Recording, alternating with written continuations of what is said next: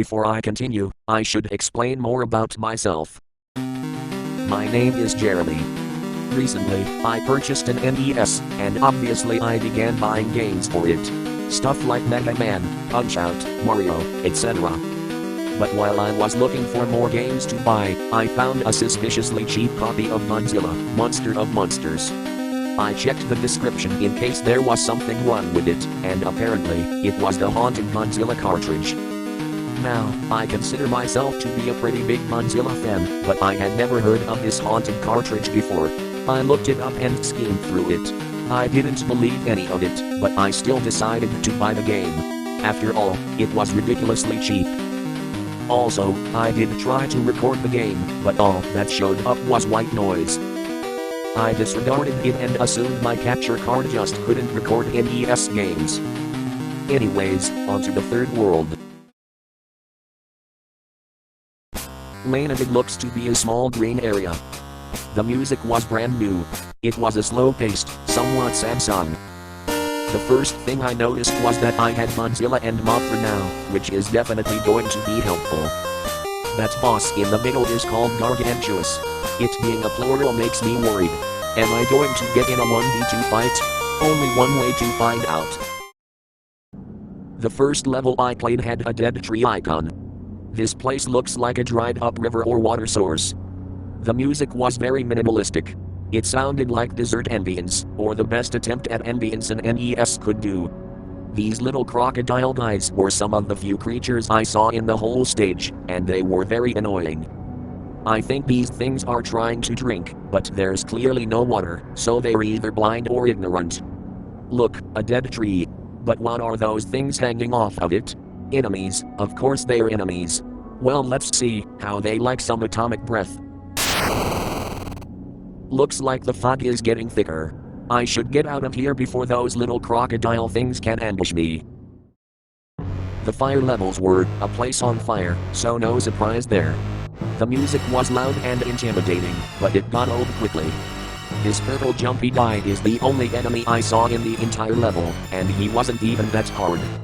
I don't know why he looks like Godzilla, maybe the developer got lazy. Overall, there really isn't much to say about this level. I did feel a bit hot while playing it though. Time to fight the Gargantuous.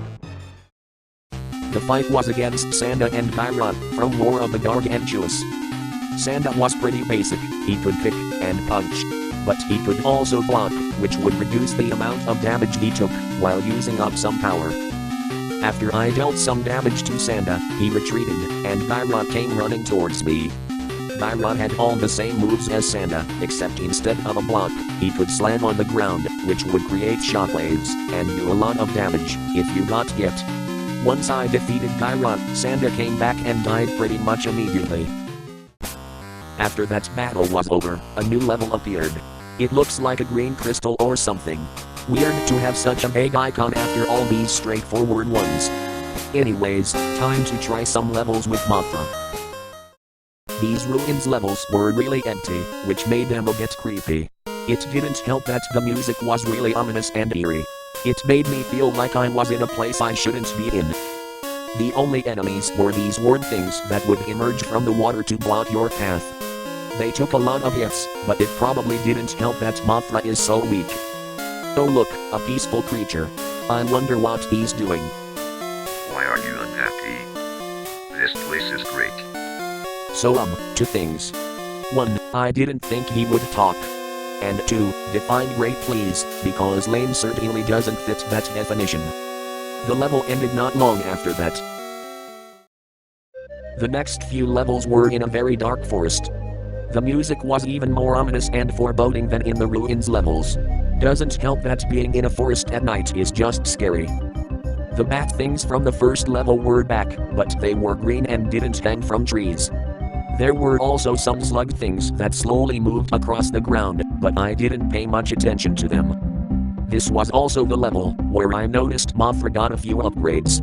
Her attacks were stronger, and I think she even got a new one. She also wouldn't get sent to the bottom left of the screen if she got hit.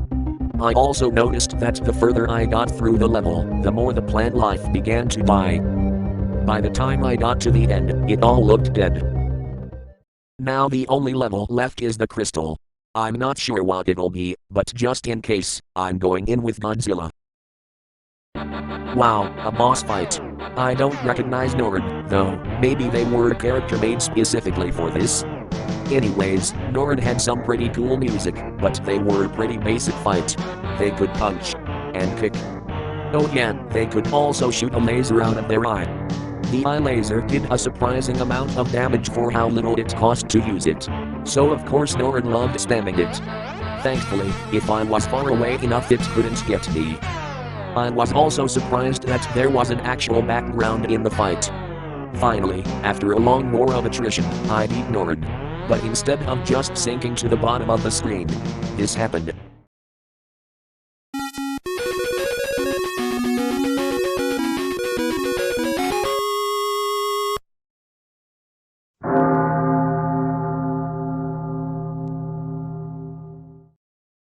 So, what the hell just happened?